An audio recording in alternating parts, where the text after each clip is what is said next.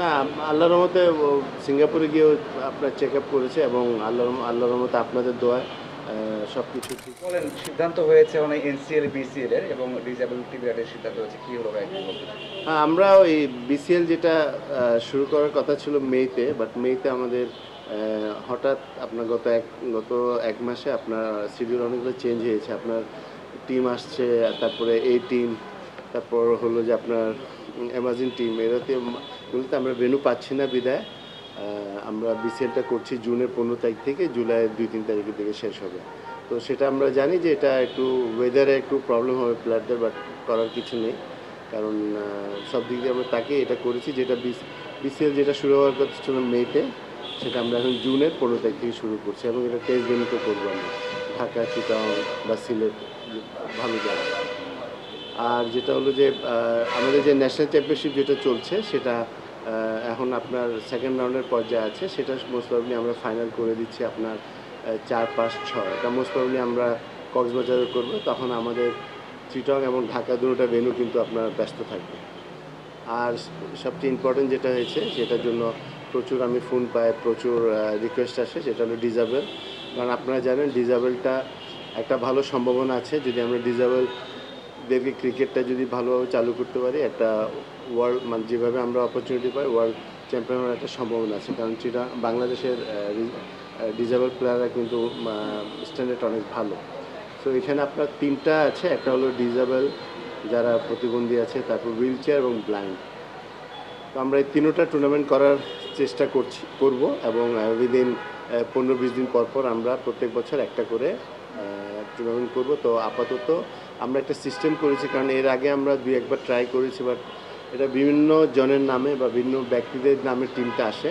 But আমরা এবার নতুনভাবে এটা শুরু করছি, যেটা হলো বিসিবির আন্ডারে সবাইকে রেজিস্ট্রেশন করতে হবে এবং এখানে কিছু ক্যাটেগরি আছে, যারা আগে খেলেছে, কোথায় খেলেছে, এইসব সার্টিফিকেট যদি আমাদেরকে দেয়, তারপর আমরা ওটা বিবেচনা করে আমরা টিম করব।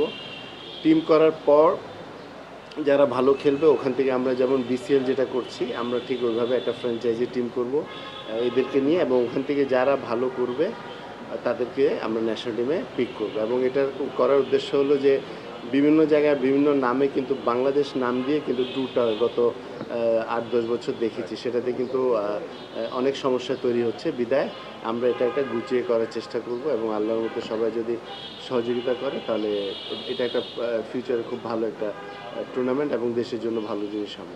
বিসিএলটা কি মানে সময়টা একটু মানে জুনের মাঝামাঝি থেকে জুলাইয়ের শুরুর দিকে, আহ, মানে খুব ম্যাচের মাঝখানে ব্রেক তো মনে হয় কম থাকে, মানে ম্যাচ তো দুটো আয়োজন করছে, তিনটে ভেন্যুতেই করছেন। হ্যাঁ, আমরা চেষ্টা করবো, যেহেতু আমাদের কিন্তু আর কোনো ওয়ে নাই, যেহেতু আমরা মেতে, এটা কিন্তু আমরা গত 6-7 মাস আগের থেকে ধরে রেখেছিলাম আমরা মেতে হবে, বাট সাডেনলি আপনার 2-3টে ট্যুর হোমে হচ্ছে, বিদায় আমরা এই মাঠগুলো পাচ্ছি না এবং প্লেয়ারদেরকেও পাবো না। কারণ বিসিএল যেটা হলো যে আমরা ডিভিশনে যারা ভালো খেলে ওদেরকে নিয়ে আমরা 8টা ডিভিশন থেকে আমরা নিয়ে 4টা টিম বানাই। তো সেই জায়গায় আমরা এখন পারছি না, বিদায় এটা আমরা জুনে নিয়েছি। বাট এটা একটু প্লেয়ারদের জন্য কষ্ট হবে, বাট নাথিং টু ডু। এবার ফ্র্যাঞ্চাইজি তো হয়ে থাকে, মানে বিসিবি থাকছে। আমরা আমরা চেষ্টা করব, আমরা এটা নিয়ে আলাপ করেছি এবং 2-3টা কোম্পানির কাছে আমরা যাব, বাট ফ্র্যাঞ্চাইজি নেওয়ার চেষ্টা আমাদের থাকবে এবং ইনশাল্লাহ 2-1 জন আসবে।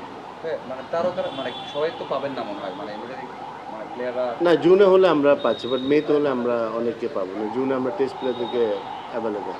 এবার কোনো নতুনত্ব থাকছে, মানে অবশ্যই তো জানেন যে এখন টেস্ট মানে ফর্মেটটা খুব ইম্পর্টেন্ট, মানে আগের মতোই আয়োজন হবে নাকি কিছু আপনারা আরও রেস্ট্রিকশন বা সবাই খেলুক, ন্যাশনাল টিমে কেউ ছুটিতে না থাক বা সবার। না, তখন 2-1টা ঝামেলা হতে পারে, যেটা কিন্তু আমাদের অফ সিজনই ধরতে পারেন, যে আপনার একাডেমির যারা আছে বা আম, আপনার টিম ওরা প্র্যাকটিসে ব্যস্ত থাকবে, বাট ওই সময় প্র্যাকটিস না করে ম্যাচ খেলাটা আমরা চিন্তা করেছি এটা ভালো হবে। এবং এখন তো জুন ও জুলাইতেও কিন্তু আমরা টেস্ট খেলছি, তো ওইসব চিন্তা করে আমরা আপনার এটা ধারাবাহিকতা রেখে যাচ্ছি যেন ওরা খেলতে পারে, এবং ম্যাচে যদি প্লেয়ারদের জন্য এটা ভালো অপরচুনিটি, যদি ভালো করতে পারে ওদের জন্যই ভালো। ভাই, যেটা দেখা যায় যে এই ঢাকা প্রিমিয়ার লিগের পরেই তো আমাদের ক্যালেন্ডারটা শেষ হয়ে যায়, সিজনটা শেষ হয়ে যাওয়ার পরে 3-4 মাসের একটা গ্যাপ থাকে।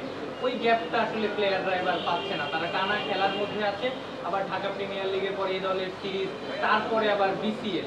তো প্লেয়ারদের জন্য আপনারা বা প্লেয়াররা যে কাজটা সাধারণত অফ সিজনে করেন নিজেদেরকে স্কিল ঢালাই করার, সেই সুযোগ দর্শকটা একটু কমছে কিনা এটা? না, এখন যেভাবে ক্রিকেট হচ্ছে আপনার শুধু বাংলাদেশ না, কোথাও কিন্তু ওই ধরনের কোনো রেস পাওয়া যায় না। এবং আমাদের ঢাকা প্রিমিয়ার লিগের পরেও কিন্তু আমরা বিসিএলটা করি, তো এবং ন্যাশনাল চ্যাম্পিয়নশিপটাও করি।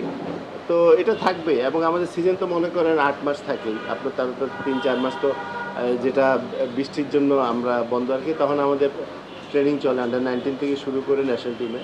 তো আপনার ইনফ্যাক্ট এখন 12 মাসেই কিন্তু আপনার প্লেয়ারদেরকে ব্যস্ত থাকতে হয়। বিসিএল এক ঢাকা প্রিমিয়ার লিগে গুলশান ক্রিকেট ক্লাব আর হচ্ছে যে আপনার সাইনপুরি ম্যাচে একটা ফিক্সিং ইস্যু নিয়ে একটা জটিলতা তৈরি হয়েছিল। এর আগে আমরা দেখেছি দ্বিতীয় একটা ফিক্সিং ইস্যু নিয়ে তৈরি হয়েছিল, সেটার কোনো আপডেট নাই বা এখন কি কোনো আপডেট আছে কিনা? এটা যে রিসেন্টলি 3-4 দিন আগে হয়েছে, বাট এটার কোনো আমরা মানে কোনো আলাপ আলোচনা করতে পারিনি। বোর্ড মিটিং আমরা এটা নিয়ে আলাপ আলোচনা করব। পিং বল একবার খেলা হয়েছিল ফাইনাল, এইরকম কোনো নতুন কিছু ইনোভেশন এবার আনার পরিকল্পনা আছে? পিং বল এটা আমরা একবার চিন্তা করেছিলাম, বাট এখন এটা ডিফিকাল্ট, কারণ একমাত্র অস্ট্রেলিয়া ছাড়া ও ধরনের কেউ পিং বল খেলছে না। প্লাস আমাদের এই মুহূর্তে এখন মানে অন্য সমস্যা আছে, বিধে আমরা এখন নর্মাল যেটা যে 4 দিনের ম্যাচ যেভাবে হয় সেটাই চেষ্টা করছি। Thank you. আপনার পরিবারের সদস্যদের আমি একটু লাস্ট আপডেটটা জানতে চাই। আমরা সামাজিক যোগাযোগ মাধ্যমে দেখেছি কি কথা বলবো আপনাদের সঙ্গে? না, আল্লাহর রহমতে ও সিঙ্গাপুরে গিয়েও আপনার চেক আপ করেছে, এবং আল্লাহর রহমতে আপনাদের দোয়ায় সব কিছু ঠিক আছে। তো আপনারা দোয়া করবেন। Thank you.